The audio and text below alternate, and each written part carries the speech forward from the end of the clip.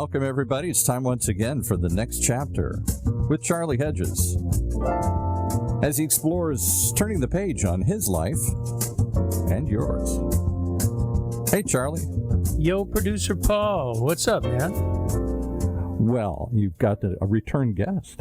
I know. I'm very excited. Doesn't happen very often. You had a good response the last time.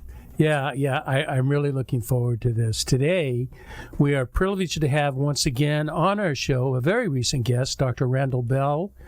In our previous podcast, we talked about his latest book, Post-Traumatic Thriving, which has turned out to be one of our most popular episodes on the next chapter with Charlie. That's one of the reasons I wanted to get him back, because today we're going to go in another direction as we discuss an earlier book titled Me, We, Do, Be, The Four Cornerstones of Success. Now, although the Cornerstones of Success explores four key traits that successful people share, Dr. Bell suggests a unique approach to success. He comes to success through the lens of what it means to be a person of value, not a person of accumulations. Dr. Bell is a socio-economist. He is internationally recognized for his work as a trauma specialist, but is also recognized as a man that simply understands what it means to live a life worth living. And that's what we talk about today. So with that, let's bring on our guest, Randall Bell. Welcome to the next chapter with Charlie. Well, Paul and Charlie, it's a pleasure to be here, and I get invited a lot of places, rarely invited back. So it's good to be back. I don't know what that says. Me neither. So I was thinking, and I'm really curious, you seem to possess unusual expertise in a handful of disciplines, including real estate and economics, but also deep knowledge of acute trauma, and then on to strategies for a meaningful life. That's a lot of things, Randall. What has led you to such diversity of thought? Tell everybody in my personal life, I'm just a weird dude. I have very eclectic interests. I wrote a book on Leo Fender and the electric guitar, Me, We, Do, Be, trauma. I wrote a textbook on real estate. I just kind of go where my interests are, and started with real estate, and then I met the people behind the statistics. They were more interesting, and so I did another book. And it just kind of go where my interests are, and they tend to be all over the place. I like that. You know, there are people that go real deep in one subject, just extraordinarily deep in one subject, and others that scatter around to several subjects. And then there are those of us, and I'm similar to you, I think, that go reasonably deep into a handful of subjects because different things seem interesting, and I want to pursue them to a greater degree, and that sounds much the same thing as you. Yeah, I get on a topic and I obsess on it, and they're often very different topics. So for me, it works. I think business-wise, strategy-wise, it's better to specialize in just one topic. Yep. I think the adult D in me doesn't allow me to do that. If I did that, I have two experiences in my life where most everybody agrees, had I stayed with those, I would be a pretty wealthy guy. They were two really, really good ideas. But after 7 to 10 years, I just said, I'm done. I just have no interest in. And like 4 or 5 years after I dropped out, they became, multi-million-dollar businesses by other people. But, I wouldn't change paths. I totally get that. I mean, my main business remains to be real estate damage economics, and that's been a really satisfying career. But I spend a lot of time on the plane, and that gives me the time to sit down with a laptop and kind of go in various creative ways. So it's a nice blend that I've got going with my interests. That's really cool. You know what I thought would be a fun way to begin here is to rehearse just a bit of the work you do in the area of trauma. You are so well known at that, and you were called by some or by many the master of disaster. Ken, let's do this briefly, but tell us what that's all about. Well, the LA Times did a profile on my career, and I think the first line was, Randall Bell is the master of disaster. At first, I didn't like it, and I thought, you know what, just go with it. And when I give speeches to youth groups or, high school age kids, we hand out master of disaster baseball caps and stuff, and it just, anything to keep people's attention long enough to explain the things that we need to know. I think I'll just go with it, and that's where it all came from. So tell me about the discipline. What does it mean to be the master of disaster? Well, what I do is when there's disasters around the country, anything from Hurricane Katrina to O.J. Simpson, John Benet Ramsey, nuclear weapons test sites on the Bikini Atoll, the World Trade Center.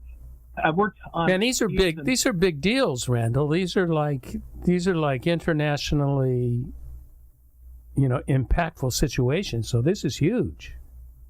They're the biggest cases in the world, and I think in the last year we've settled or gone to trial on $5 or $6 billion worth of verdicts. They're very big deals. I've kind of gotten accustomed to that world, but this is the money that, the court system doesn't award apologies or hugs. They award dollars, and somebody's got to compute that, and that's what I do. But in the process of doing that, I see a lot of people's perceptions and behaviors, and I can't help but be fascinated by that, and that takes me in some other areas. So it all kind of works together, and yeah, it's big, and it's important, and it's fascinating, at least to me. Oh, yeah, absolutely. And so you are helping, you assist in computing or figuring out, what's the word I'm looking for, what the damage, yeah. And that comes from your economics and your sociology background? Primarily economics. I got involved in sociology after I, did economics, because with sociology, you're talking about groups of people and behavioral issues, which I find even more interesting. But really, the combination of the two, it's hard to compute. I don't want to say I think you get a better feel for the economics when you also understand the perceptions and the behaviors behind those situations. So I think they work kind of together. That's brilliant. There's so many areas in life that we tend to compartmentalize, and we don't see the integration or the transitions that, if you know this, that seems completely, at first glance, it seems not consistent with the subject matter, but after you study, you see the direct correlation. So I think that's a brilliant approach. It's been helpful. I mean, my doctoral dissertation was in socio-economics, so I literally combined sociology and economics into one doctoral dissertation, and I was really happy with that, how that all turned out. Okay, so just as curiosity for me, I don't know what the audience thinks, but what was your dissertation?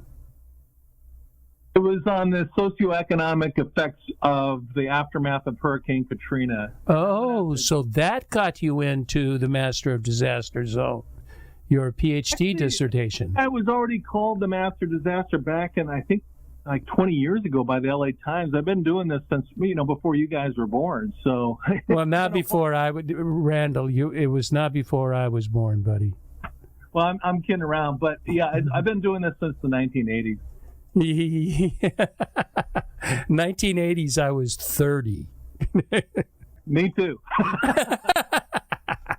Okay, let's move along here to get onto our topic. So it was more than 6 years ago you wrote the book that is titled Me, We, Do, Be, and it's a book we will discuss on the show today, and it appears that it continues to be a very popular read today. Why do you think that is? After all, books on how to live a successful or meaningful life are in the tens of thousands at least. I dare not say hundreds of thousands, but I'll say tens of thousands for sure. What do you believe it is that draws readers to continue to draw readers to Me, We, Do, Be? think it's its simplicity. I mean, a coach doesn't go out on the basketball, floor or the football field or anywhere without a game plan. And and businesses, as you know, have to have a business plan. It's the same thing with life. We need a life plan. And so what I did is I took principles of business planning and strategic planning, and I made them accessible to, the high schooler or the college kid or anybody who wants a really smart game plan. And title's very deliberate. Me is our mindset, our attitude, our intellect. That's all me. We is our relationships, because nobody's successful by themselves. It's always a team effort. And we addresses the teamwork. And then do is, rolling up our sleeves and getting it done in terms of managing our finances and our space. And B is what we're becoming. It's goal setting and time management and that skill set. So you put it all together, me, we, do, be, and you have a really smart game plan. And I've seen over and over again, people go with that simple program and their lives turn around and they get on track and they achieve really great stuff. It's simplicity that works. That's funny. I just took, excuse me, I just took an assessment that's called something about why, the why you're doing it. And it looks at why you do things, how you do things, and what you do.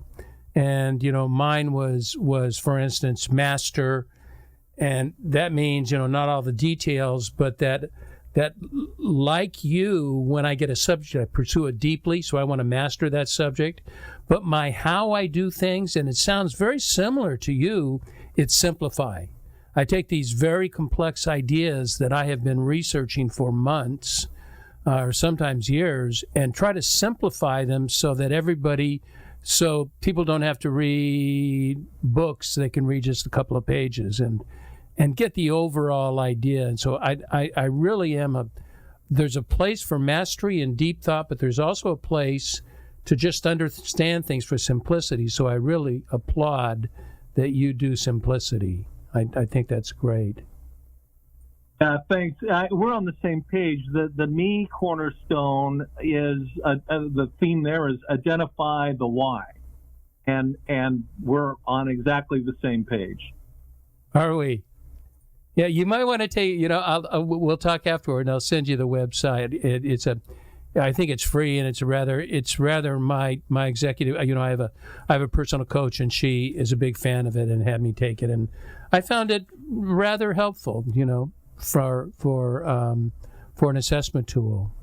Okay, before we get on to the meat of the book, which I'm dying to do, but there's just one other thing first, and this really struck me, Randall. You write, our ultimate goal is not to become a success in terms of accumulating power, prestige, or more stuff. But, as Einstein said, our goal in life is to become a person of value. Love that. Talk to me about it. Well, in my world, I've got a lot of clients that are certainly millionaires and a few are even billionaires. And I notice that some of them really get wrapped up into their materialistic stuff. And I don't see a lot of satisfaction that comes out of that particular game plan, but I see others that are very, very down to earth, that drive around beat up trucks and don't take themselves that too seriously. And I mentioned Leo Fender. He lived 2 streets away from me, and he was very down to earth. And today, his company that he started sells $1 billion a year in guitars. Do they really? It's $1 billion company? I didn't know that. Yeah, and all from Fullerton, California, where I grew up. Really? And when I came across that Einstein quote, it just kind of validated kind of my observation. I made that kind of an important theme of the book is, so when you get to the end of the line, you're not going to be bragging about how much stuff you got. You're going to be talking about the relationships and the friendships and the family and those are the things of real value. They really are. It's an old, tired quote, but I still like it. Denzel Washington, a lot of people have said it, not just Denzel, but Denzel said, at a funeral, you don't see a hearse followed by a U-Haul. That always struck me of the success. I so agree with you, and that is such a difficult task to master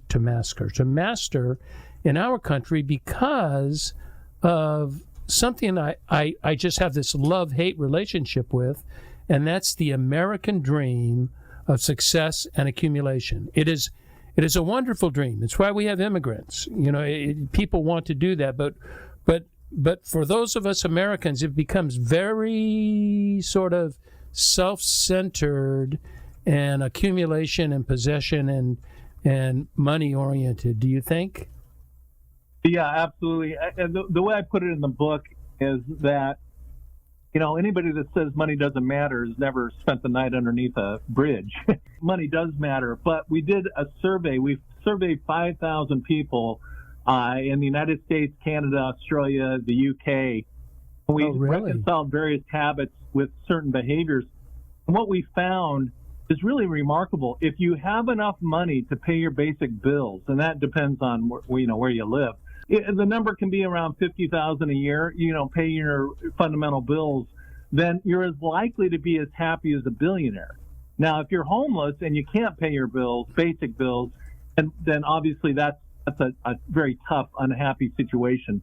But once you're at that threshold where you can take basic care of yourself, like I say, billionaires are no happier than anybody else. I know some billionaires that are very, very happy, but their happiness is not really rooted in their money. I just had lunch today, no kidding, with a guy. I don't know if he's a billionaire, but I know he has hundreds of millions of dollars. And he was talking about lunch, who the causes and the places where he's giving his money away to. It's not from greed and accumulation. It's about he gets a tremendous high out of helping others. So that's really kind of the secret here.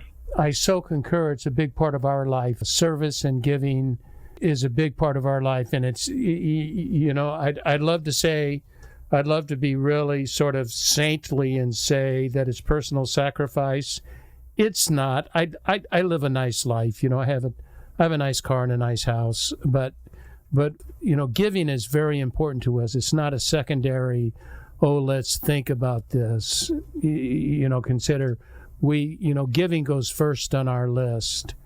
And there's nothing more gratifying than especially helping the poor, the disenfranchised, the people that don't have access, like we provide water in Uganda. They don't have water.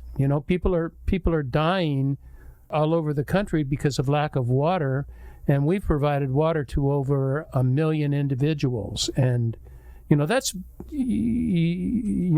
what I want my legacy to be. Yeah, very, very well said. I couldn't agree more. For somebody out there who's young and has a lot of energy and wants to light the world on fire, make a fortune, I hope that they do. And I hope they do it very quickly and get a ton of money so they can quickly understand how meaningless and get that out of their system. And then refocus life in areas of real substance. Because again, I'm not saying money doesn't matter. I've got a nice car too and nice home, and I'm very fortunate, like a lot of people around here are. But the real satisfying aspect of life is helping out the grandkids, helping out people that you see. Mm-hmm. That's where the real joy comes from. No kidding. I'm thinking of taking a slight divergence from our show and maybe taking an early break because I want to get into the book. I don't want to be interrupted in the book, Paul. So I think, what we may do is take a very brief break right now, and then we're going to get into the Four Cornerstones of Success. Does that sound okay to you, Randall? Absolutely. Okay.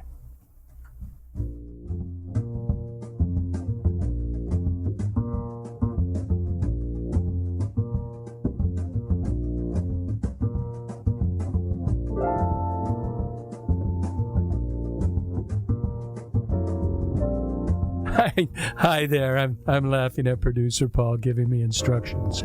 This is Charlie Hedges with the next chapter with Charlie. And my very, very, very special guest is Dr. Randall Bell, who is, I don't know, I'm going to call him a polymath, but he's got a minor in that degree of polymath.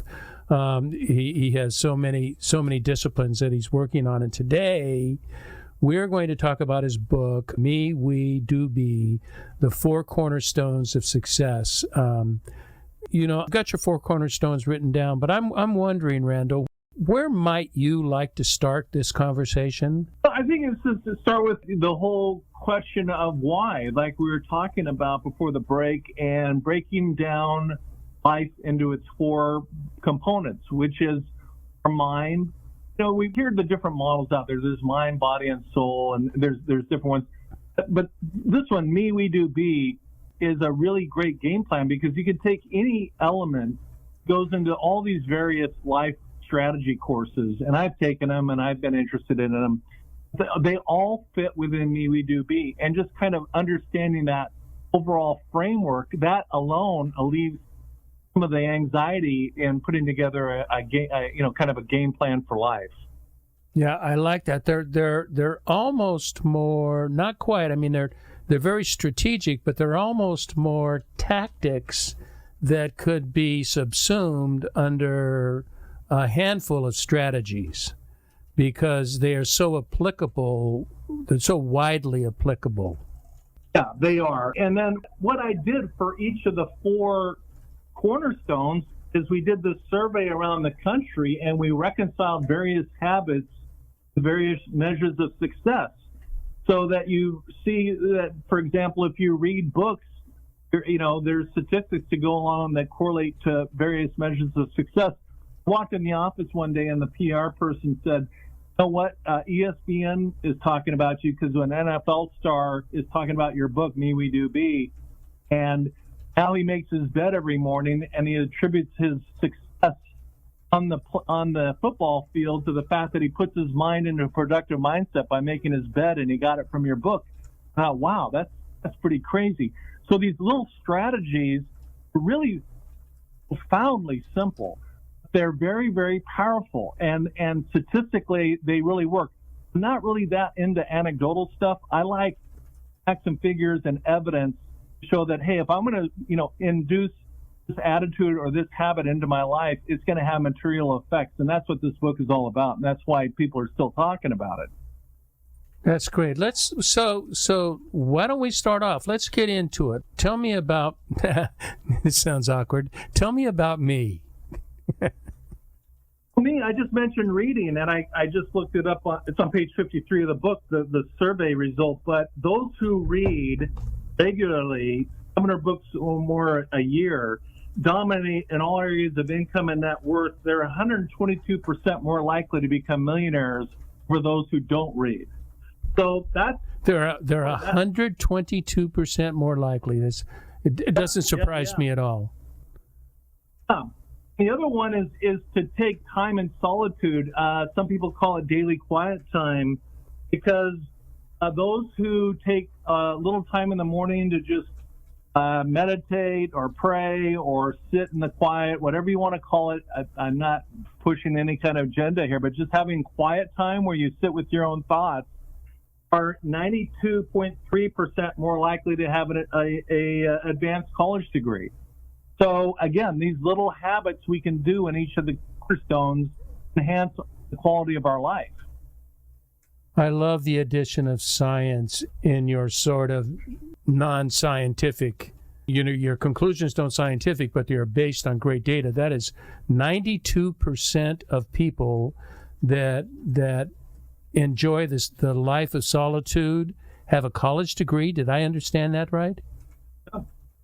Yeah. It's all statistically correlated. And the law of large numbers is you just have to interview 30 people to have a statistically valid study. We interviewed 5,000 people on numerous, on different continents.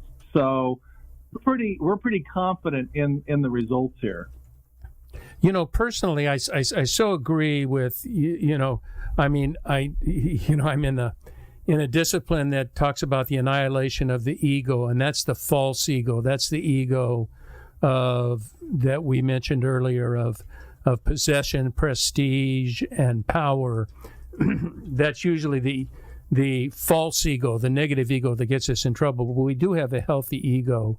And I believe so strongly in self-awareness and personal growth. And since 2020, we may have talked about it before, but I have pursued a lifestyle that is influenced by the late medieval Christian mystics, Teresa of Avila, John of the Cross, Julian of Norwich, Bonaventure, Saint Francis of Assisi. So it's Christian, but it's if you're not familiar with those writings, it's very different than what you would read in Christianity in the 2000s. It's much more about solitude and quiet and contemplation and trying to focus on your spirituality and on your relationship or impacts of the divine in your life. Whatever title you put on that. I put on that God, but other people have other things they put on it, and it's life-changing, Randall. My time, I have a lot of time of solitude. I'm an introvert, although Paul, a lot of people don't believe it because I do well with strangers. But when I'm by myself, there is no noise, there is nothing going on. So I so agree with this solitude and contemplative approach. I am almost horrendously self-aware, and it makes me very critical of myself. I hear you loud and clear. Christianity is so interesting because it's been hijacked by some very noisy people. And that's a great way to put it. That is a wonderful sentence. Hijacked by some, what kind of people? Noisy. Noisy people. Yes. With an agenda. An agenda. One of the most interesting things that Jesus actually said in the New Testament, and it's my favorite scripture. It's the only one I have memorized. Luke chapter 17, he says, the kingdom of God is within you, which is think about it, it's a very Buddhist thing to say. And so the answers aren't here or out there. Jesus says the answers are within you. So again, whether you're Buddhist or Christian or whatever, agnostic, taking quiet time allows us to connect with our inner voice. And that's what this is all about, really. I concur. That's really good. So you're my first interview that I'm not using any of the questions, but you know where I looked up interview questions for Randall Bell? Where? Chat GBT or GPT. Randall, it is shocking. We are done. AI, the question is, now they weren't particularly my kind of questions, but they were a good set of questions. This was, and it just did it in seconds. And here's the thing they said about me. Focus on self-awareness and personal growth. This includes developing a positive mindset, identifying one's strengths, weaknesses, and setting goals. How does that sound to you? I like it. It sounds good. Chat GPT. It's hilarious. This is the first time anybody's done that. This is going to go down in my personal history book. And wait till you start using it. You're going to be shocked. Okay.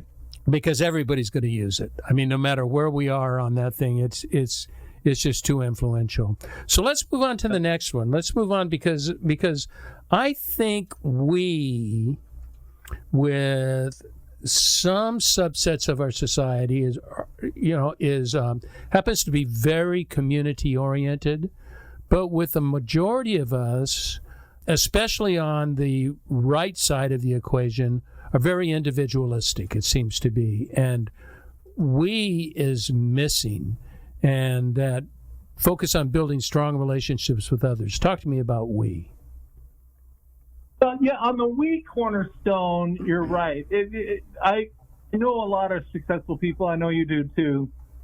I've never met anybody that did it all on their own. It's teamwork and getting along with others and having people skills is an absolute essential. If one is really ambitious and wants to do something productive, and the synergy is that 1 + 1 can equal 3. So many times I come up with great ideas. I think that I've come up with great ideas, but if I'm really honest about it, it was a collaborative effort when I get in front of my team and we throw some things around and kick ideas around, and we come up with things I couldn't have done on my own. And I'm certainly not unique. Everybody's the same way. And just respecting the power of the team is a really, a critically important starting point for the whole we cornerstone.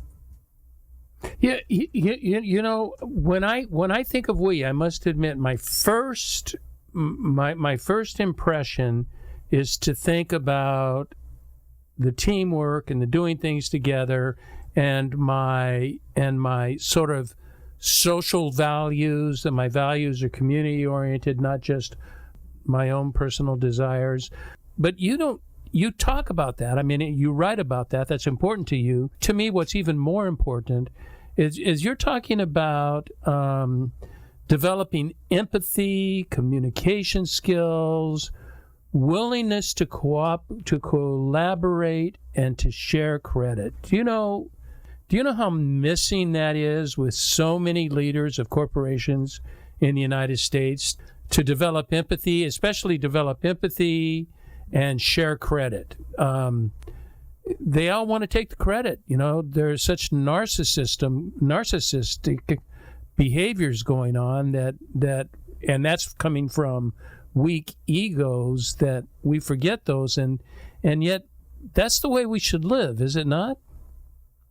Absolutely. One of the statistics in my book, Me We Do Be, is to habit number 14 is to be kind. Let me just read this. It's very short. Sure. Those who smile and speak positively are 43.5% more likely to be happy, and if that doesn't cut it, you're up to 46% more likely to become millionaires. So there's a big payoff for just being kind. That's funny you would say that. Boy, no wonder I wanted to interview you. My personal lifestyle is so consistent with what you're talking about, in that we are working. I think any coach that doesn't have a coach is kind of nuts. I always have a coach that I work with, that I run things by, and I've had a few, and it's funny. My last 3 coaches have all been women. I love the feminine presence and what's called the visit from the divine feminine, and they bring so much to me in this. And with my bunny rabbit hole there, I forgot what I was going to say about it. Oh, but my coach told me, because in my life, and it has been, I look back, I'm 73, and I look back at the last 50 years or so, and kindness has always, it doesn't mean I can't be a jerk and I can't do stupid things and sometimes, oftentimes inconsiderate, but kindness and loving kindness are really 2 of my most important values in life, and they have served me so well with other people. But you're right, it serves me with me. It makes me feel better than myself, than running around bitching and moaning about other people. Yeah, I get it. And you mentioned the female divine side of things. There's a statistic here that those who put real effort into their romantic life are 626% happier than those who don't. And if that doesn't cut it, they're 38.7% more likely to have a high income. So if they do what? If they what kind of life? They're 38% more likely to have high incomes. Who is? I missed the who. Those who put efforts into their romantic life. Oh, the romantic. I thought you said manic life, and I'm thinking this is not computing. I mean, paying attention to our significant other is really critically important, both in terms of happiness and our earning capacity. In other words, if we're just selfish and think about ourselves, it's ironically one of the smartest things we can do, and our personal goals are to think of others. That's interesting that you would say. I have experienced this, and then of late I've read it. It seems to be a bit at least I'm reading more of it lately than I ever read in the past. And that is, for those of us that are married, the best and most accurate indicator of your spiritual life is your relationship with your wife. And because the real you comes out. And if you're self-reflective and honest and caring, you find the wonders and you find the issues to say, I was kind of a jerk there. I probably could have gone without saying that. And that is the way you treat others. And you know what another way I think, with your wife, another way I think of taking care of demonstrating kindness, and it is one of my secret sort of evaluators. How do you treat salespeople? How do you treat people in clothing stores, grocery stores? The front. Yeah, Paul says the front desk here at the studio. I'm always chatting with the person at the desk, but those that are, gosh, and I really don't even like saying that, but those of what is considered a lesser social class, when you treat everybody as equals, there's a whole different mentality.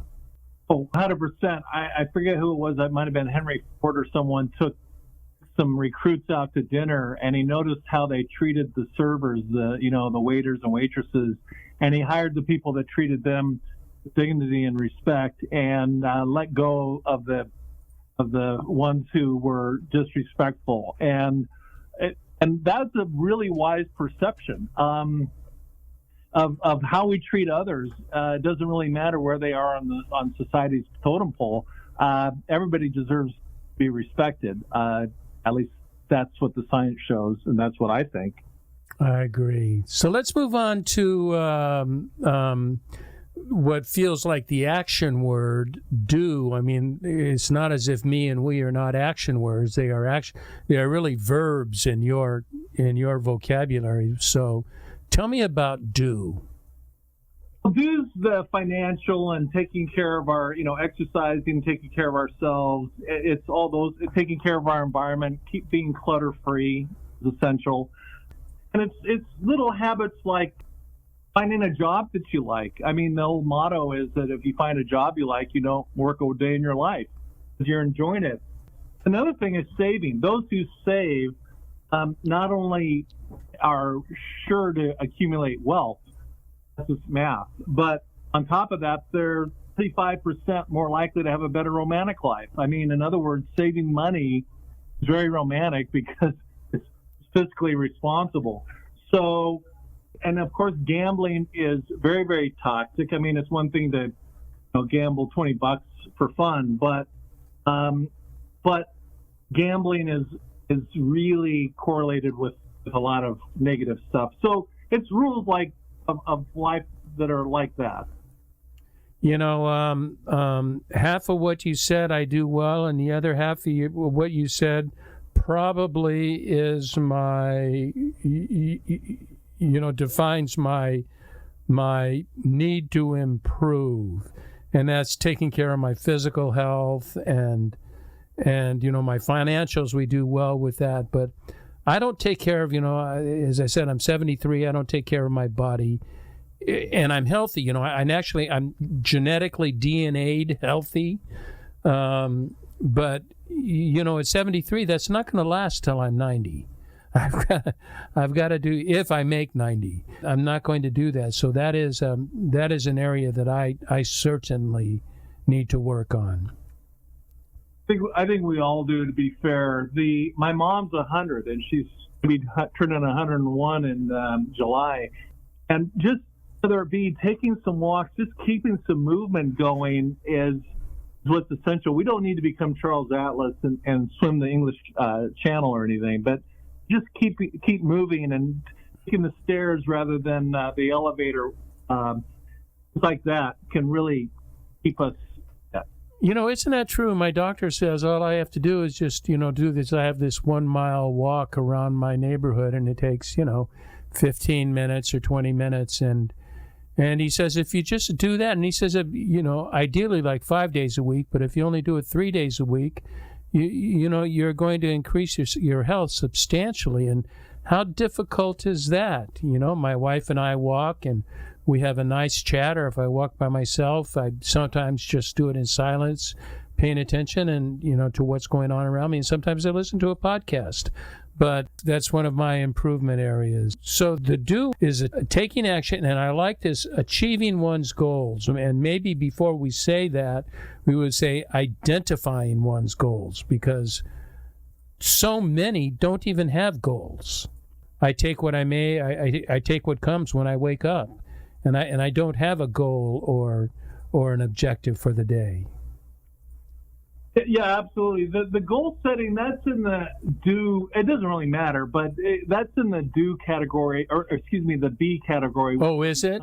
Okay. It is, and but it doesn't. You don't go to me, we do B jail and get the wrong category. Address the stuff. Yeah, what we're becoming, having written goals, and just sticking it on your mirror. That correlates with success, as opposed to just having a kind of an obscure or abstract idea rattling around your head. Committing it to writing and putting it in a place where you frequently see it, that can really turn into a reality. I have to mention something that, I've mentioned it before on the show, but it's something that came from a book I wrote a handful of years ago titled Getting the Right Things Right, Personal Strategies for Reinventing the Life You Want. And I put, and I suggested 4 categories: passion, purpose, people, and praise. And I then just listed under each one just 3 or 4 actions I could do to keep passion. Action I could do to be consistent with my talents and skills and be purposeful. Actions with people, what kind of relationships do I have and how do I develop them? And praise is how do I develop that inner life? Whether, I say praise because, as I said, God is an entity in my life, but it could be anything. It could be, I've turned it into, for others, power. What is the internal sort of universal power? And I have like 4 or 5 things under each one. Now, I take a look at those. I do not review those daily nor weekly. I review those monthly. And I give myself a plus, check, or minus. And anything that gets a minus, sort of consistently, means one of 2 things. Either it was a bad goal, because we can, at the time we created goals, can be, not really the right goals for us. But if it's a good goal that shows an area that I need to improve, and I've got to tell you, Randall, it's been inordinately helpful. Because just taking a look at it monthly reminds me of not just the 3 or 4 things that I want to accomplish, but the handful of things that accomplish big areas in my life. Yeah, I love that. That's, having some structure is essential. I think the way I take your comments there, Charlie, is having some structure and having some direction. We never hit a target we don't have, and simply having a target, whether it's passion or action or praise, those words, picking something to go for is half the battle. This is we haven't done B. We just did do. We haven't done B, so let's do B, and then we can move on. Well, one of the best things we can do in the B thing is, once we've kind of mastered something, take the time to teach someone else about it. Whether, going down to the homeless shelter, which is something I did for years, or our own kids, or whoever, mentoring somebody at work. But teaching is very much part of the whole B cornerstone, and passing along our legacy to the younger generation. I like that. And you know what I like for legacy? Tell me what you think of my definition of legacy. Legacy, for me, is not an organization, a statue, my name on a plaque somewhere. But let's go back to kindness. If I am habitually kind, I am, in essence, teaching other people to be kind as well. And if that kindness spreads, and whether my name is known with it or not makes no difference. If that kindness becomes more of a part of lifestyle of many people, that is a legacy to me. And the legacy doesn't have to be attributed to me. I'm just one of a gabillion people that are on the planet Earth, and why would my name be known? But if I can have an action, if I can have something that serves humanity, that is a legacy. Does that make any sense to you? Completely. I mean, what you're talking about is the butterfly effect. I mean, a butterfly flaps its wings off in Japan, and that sends off currents that end up around the world. And it's the same thing. An act of kindness. Life's tough. People are going through, tough challenges every day, and we never know what people are going through. And simply being that only person that smiles and says hello can turn things around. And then that resonates with somebody that they treat better, and on down the line. And our little behaviors, our little actions really can have some big, profound effects that we may not even know about, but we know we're doing the right thing by kind of, doing the right thing. I so agree. Okay, now producer Paul is telling me it's time to stop, because that's what producers do, right?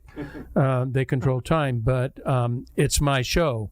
So I want to close our session with just a couple philosophical thoughts. We've talked philosophically and we've talked tactically, but this is more philosophically, and they come from a couple thoughts from your book. One, the world is flooded with information, but starving for wisdom.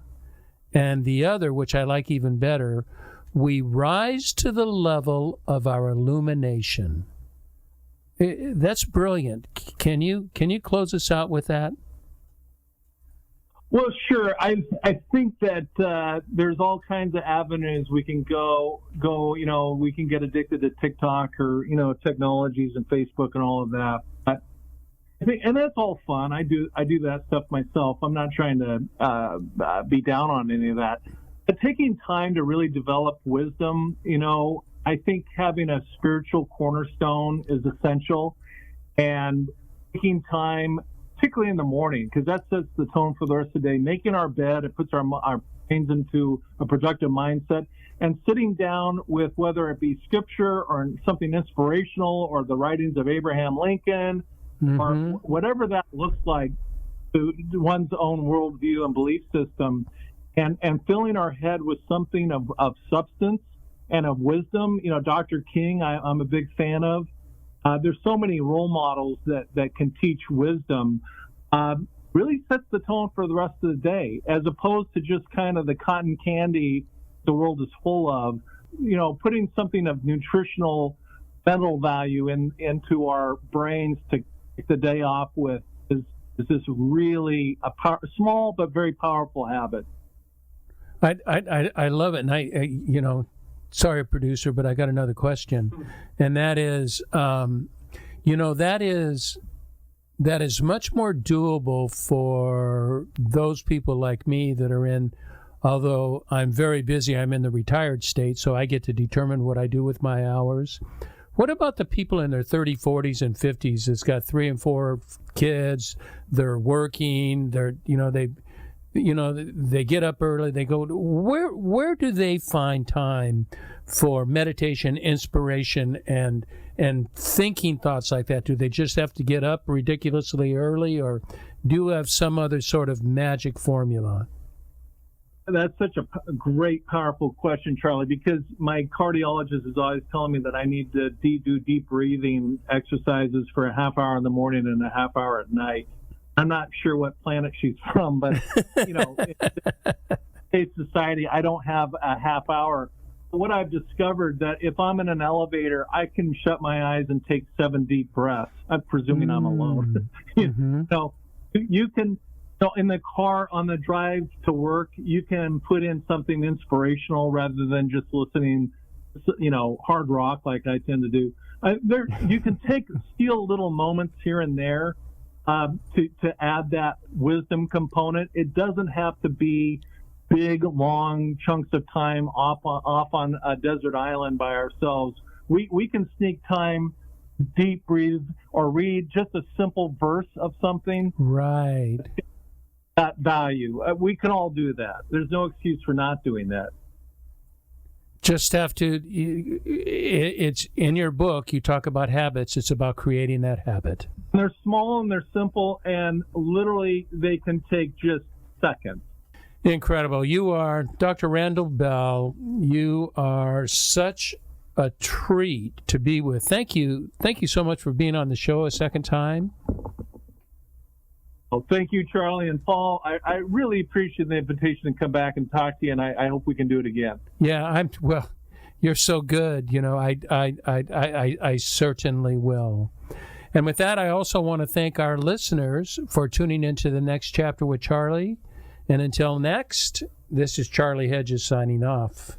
Bye for now.